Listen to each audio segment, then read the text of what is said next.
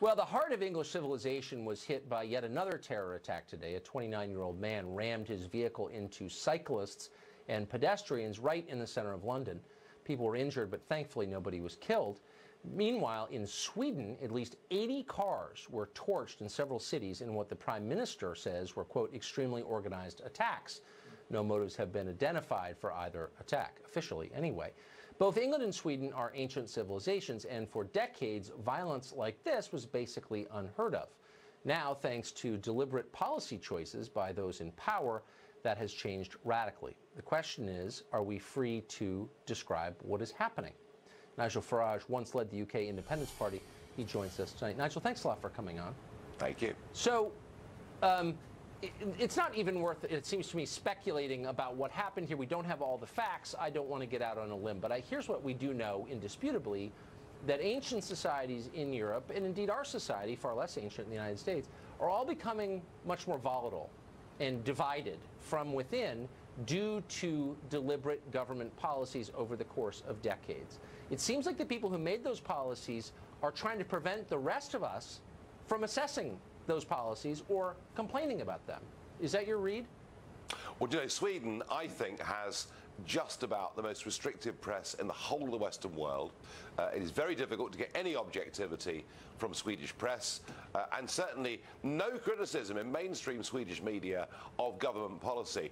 Just to be clear, Sweden, a country of about 10 million people that has let in 600,000 asylum seekers in the course of the last 5 years. So pro rata, Sweden have let in more than any other country, and bear in mind that most of those that come, Tucker, are males under the age of 30 who come from a completely different culture, different attitudes towards women, for example, and Sweden has changed more than any other European country. And what is going on now in those cities is a disaster. The mass arson that has taken place, as the Prime Minister said, on a coordinated basis. Huge levels in the rise in sexual crime, for example. All of it caused by government policy. And I tell you, on the 9th of September, there is a Swedish general election, and what the networks will run is shock surprise as the far right does well in Sweden. Well, all of this has been caused by politicians.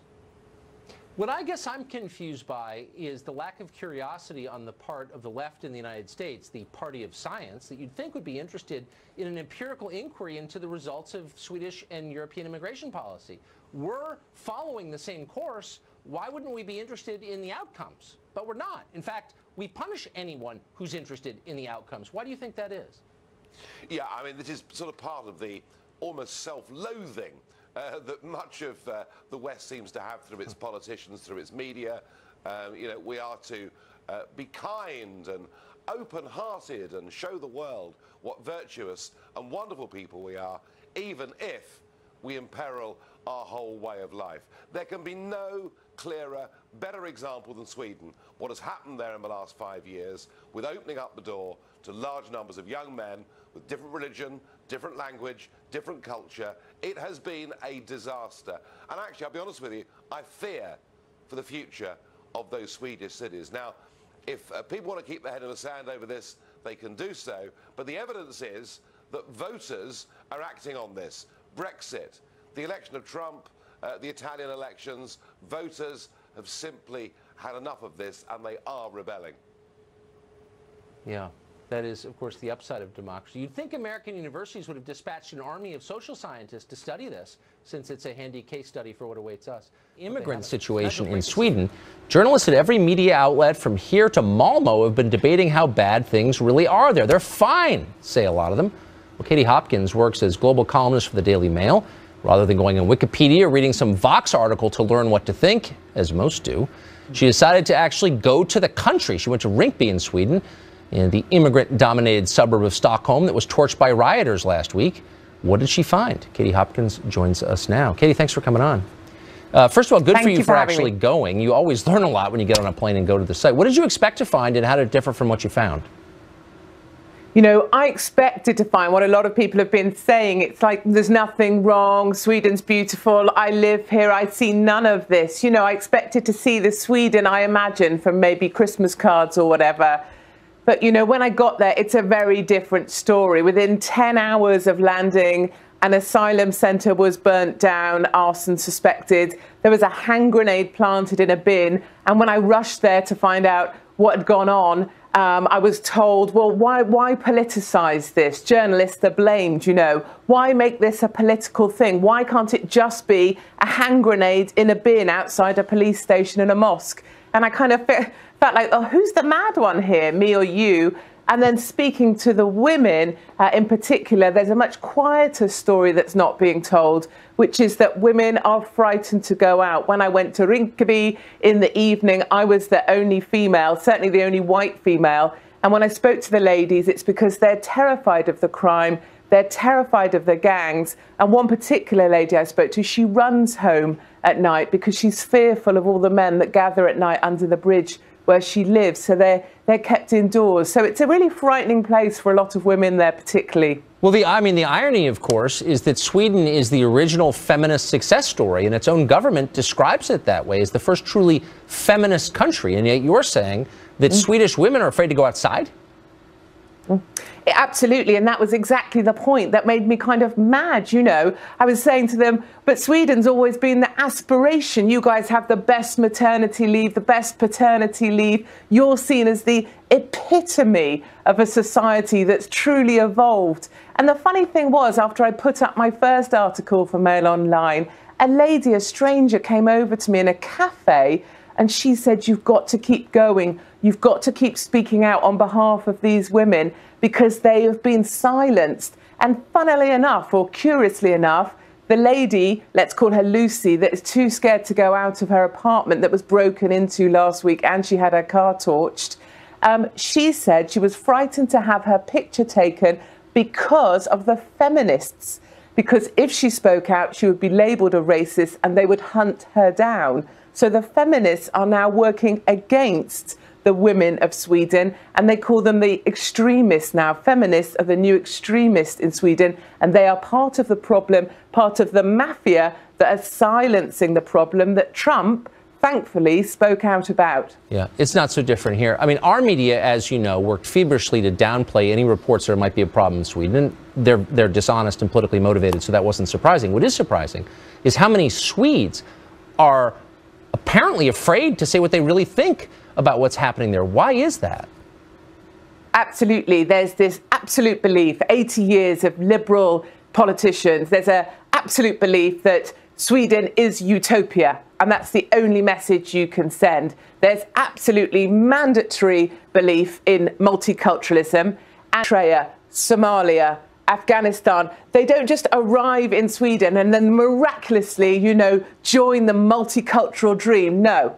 They bring every war, every fight, every hostility with them. And there in Rinkeby, in Sweden, you have the Eritreans who hate the Somalians, who hate the Afghanis, and that's just brought with them. And we have the same in Calais. When I went to Calais to address the migrant situation, they're exactly the same. The Somalians don't speak to the Eritreans, who don't speak to the Afghanis.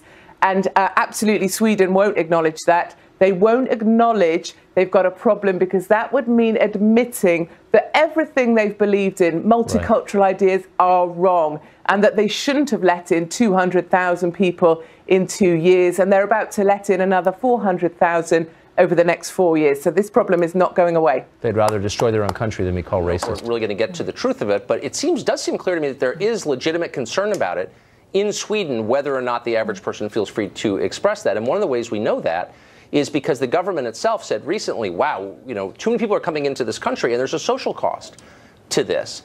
If the wave of refugees and immigrants wasn't a problem, why would they slow it down as they have?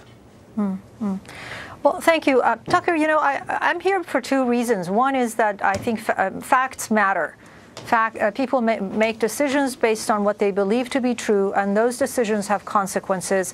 Now more than ever, when there is so much misinformation, And we have a president that takes advantage of a wide range of resources, and you should be privileged to be one of them in giving him information to make important policy decisions for our country. So it's really important, and I appreciate the opportunity to have this dialogue with you. I saw your show earlier, and I thought it was great when you talked about that we need to move beyond, let's say, that you mentioned the personality of the president or the tweets, and we need to talk about the core issues, and we need to figure out how to have a lot of people come here and how to have them invested in our country. I thought those were really great questions. So I think that, you know, what's really interesting to me, you had some great guests, and the Swedish journalist that you had, I think she got in the details of these statistics enough that I really want to say I can certainly get into the weeds on this with you. For the last 2 years, I've been steeped in this very much. I've seen statistics and reports and numbers, and I would just point out that none of what I have seen backs up the claims that Mr. Horowitz has made in the interview that he had with you, and I watched it twice, and I tried to listen for specific evidence or sources that he would state, and I didn't hear that. Perhaps I missed it, but it seemed to me that it was more anecdotal. I don't think you did. No, actually, he gave statistics from the Swedish National Council, which I think is part of the Ministry of Justice there, unless I'm missing. Not this one. I'm talking about the earlier. I'm talking about the earlier interview from which the president. That suggested that there's been an absolute rise in reported crimes, in arrests. And these rape stats are real. And I know people said, well, that's because somehow the women are including rapes from before. Okay, maybe that's true. I'm not an expert in Swedish crime stats, but the overall crimes have gone up 1.5 million in a year. Well, I don't think it's for me to talk. You know, I think we can sit here and talk about Swedish rape stats. And as your guest just pointed out, I think that one of the reasons, and I'm not an expert on Swedish rape stats, but I do know that a lot of the statistics, the crime rate has not skyrocketed, as has been claimed. Okay. And one of the reasons, among many, that those rape stats may be high, again, I'm not an authority on that, is because Sweden encourages people to come forward. Okay, but it's not just. Let me move on from that for a minute. Sorry, you just said that. No, I'm sorry, Ambassador. I don't want you to filibuster. You just said that facts matter, and so I just threw out that the crime, the overall crime rate has gone up 1.5 million crimes in a year. Now, maybe that has nothing to do with the refugees flooding into the country, but the truth remains that the government, the Prime Minister, have said point blank, it's just too many people. We can't handle it. And so I wonder why it's so controversial for Americans to note that this is a problem, when the Swedish government itself is saying that. Absolutely. So you nailed this right now. So that's what I want to get to, because why it's really interesting to me that for the last 2 days we've been talking about Sweden. And we're talking about this, and I think what the real conversation is, what we're really saying, this is a conversation about security, it's about fear, and it's about misunderstanding, and it's about us. And we are talking about Sweden because what we're really talking about is, could this happen to us? And I can tell you that Sweden takes care. Sweden is a wonderful country. I can go on about it. It ranks highest in industrial competitors, all that. Okay, and they have their challenges, and they have taken a lot of people, and they're dealing with the challenges.